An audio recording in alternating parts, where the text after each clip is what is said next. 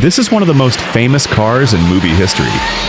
A stainless steel time machine that captured the imagination of an entire generation.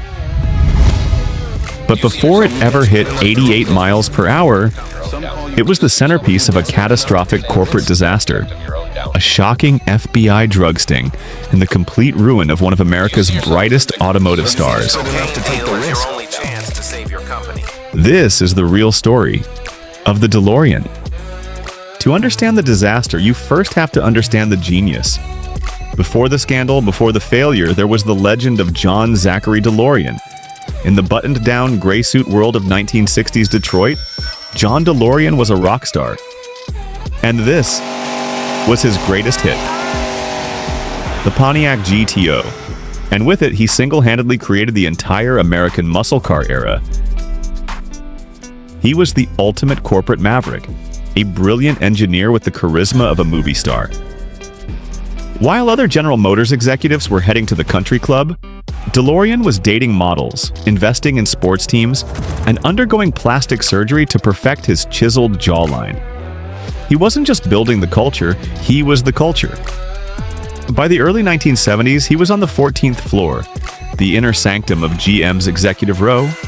He was the heir apparent, on the fast track to become the president of the largest and most powerful corporation on Earth. He had conquered the automotive world, but for a man like John DeLorean, conquering it wasn't enough. He had reached the summit. The presidency of General Motors was within his grasp. The power, the prestige, the money, it was all his for the taking. And then, in 1973, John DeLorean did the unthinkable. He quit. He walked away from it all. To the outside world, it was career suicide. But to DeLorean, it was a moral necessity. He had spent years fighting the soulless, committee-driven culture of the 14th floor. He was disgusted by what he saw as a deliberate strategy of building bland, unsafe cars that were designed to fall apart, just to keep customers coming back. He believed the world was ready for an alternative. His dream was to build his own car company, and with it, a new kind of car. Not just another sports car, but an ethical car. A car engineered to be the safest vehicle on the road, with a revolutionary rust-proof body that would last a lifetime. It would be fuel-efficient, nimble, and built with a quality that would shame the giants of Detroit. It was a direct rebellion against everything he had left behind. He wasn't just launching a car, he was launching a crusade. And it was all wrapped in one of the most breathtaking designs the world had ever seen. While the ethical concepts were the car's soul, its looks were the bait, and the world was hooked. Two features in particular created a media sensation: the exotic gull-wing doors, a feature usually reserved for million-dollar supercars, and the radical, unpainted, stainless steel body. Nothing else on the road looked anything like it. John DeLorean, a master salesman, leveraged the hype into a global phenomenon. He was on the cover of every magazine, promising a revolution. He secured millions from investors and Hollywood celebrities like Johnny Carson and Sammy Davis Jr., all eager to buy into the dream. But a dream, a prototype, and a Rolodex full of celebrities can't build a car. He needed a factory, and factories required a level of capital he still didn't have. So he embarked on his greatest and most desperate sales pitch yet. He pitted countries against each other, seeking the best possible deal. And he found a partner willing to bet the farm: the British government. They offered him an unprecedented deal, over $100 million in loans and grants. But it came with a monumental catch. He had to build his factory in one of the most volatile and dangerous places in the Western world, West Belfast, a war zone with an unemployment rate of over 30%. The British were betting on DeLorean to create thousands of jobs and bring a fragile peace to the region. And DeLorean was betting his entire dream on an inexperienced workforce in the middle of a civil war. It was the ultimate gamble.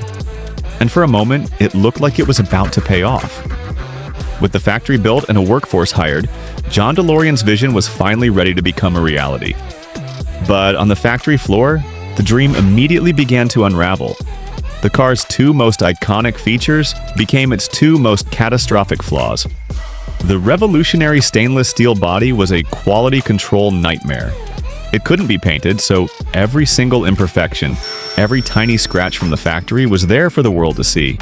Even worse, the slightest parking lot dent couldn't be filled or repaired. The entire section of the car had to be replaced. But the true nightmare were the magnificent gull-wing doors. They had been designed by aerospace engineers, and they should have stayed on an airplane. They were far too heavy for their support struts, often failing to open, or worse, failing to stay up. The seals didn't fit, causing massive leaks, and in the event of an electrical failure, they had a terrifying tendency to trap their occupants inside. The car of the future, was proving to be fundamentally broken. But for a car that looked like it came from another planet, all could be forgiven. If it delivered on the one thing a sports car absolutely must: performance. John DeLorean's original plan was for a potent, high-revving engine that would give the car the performance to match its looks. He spent years trying to find the perfect heart for his creation, but emissions regulations, budget crises, and development delays forced him to compromise.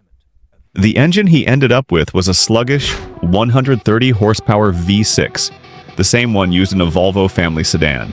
The result was a betrayal of the car's entire promise.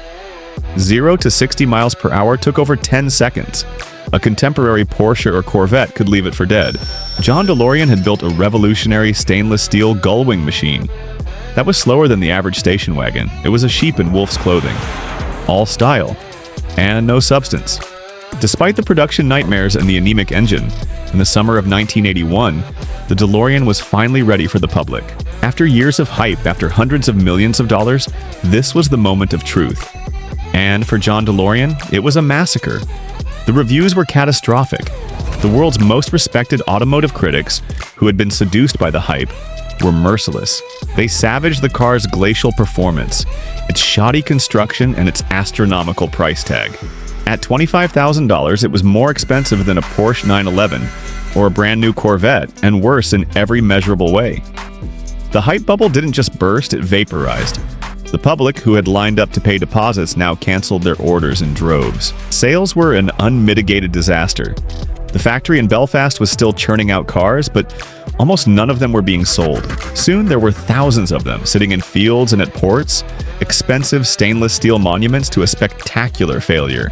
The dream was dead, and the nightmare was just beginning. The disastrous launch triggered a catastrophic financial collapse. With almost no money coming in, the DeLorean Motor Company was burning through its cash reserves at a rate of millions of dollars a month. John DeLorean, the master salesman, embarked on a desperate, globe-trotting mission to find a lifeline. He courted investors from Saudi Arabia to Switzerland, promising, pleading, trying to sell a dream that had already turned into a nightmare. But the company was toxic. No one would touch it. Then came the fatal blow. The British government, now led by the famously unsentimental Margaret Thatcher, saw the project for what it was: a colossal waste of taxpayer money. They refused to invest another pound and demanded their loans be repaid. The last lifeline was gone. The banks, seeing the government pull out, immediately called in their own loans. In early 1982, the DeLorean Motor Company was officially placed into receivership. The factory was shut down. The dream was over.